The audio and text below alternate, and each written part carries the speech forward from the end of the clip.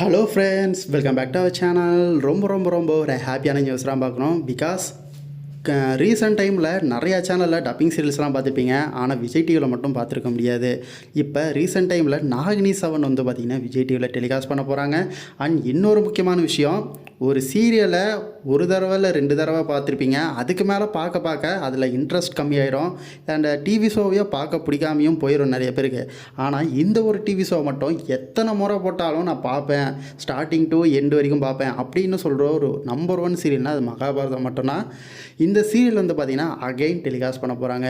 அதாவது விஜய் டிவியில் மண்டே நாளிலேருந்து பார்த்திங்கன்னா மார்னிங் 7 மணிலேருந்து 8 மணி வரைக்கும் 1 ஹவர் வந்து பார்த்திங்கன்னா மகாபாரதம் டெலிகாஸ்ட் பண்ண போகிறாங்க. ஸோ நான் சொன்ன மாதிரி பார்க்கணுன்னு நினைக்கிறவங்க மிஸ் பண்ணாமல் பாருங்கள். ஆனால் நான் சொன்ன மாதிரி யாருக்கும் ரொம்ப பிடிக்கும் மறக்காமல் கமெண்ட் பண்ணுங்கள்.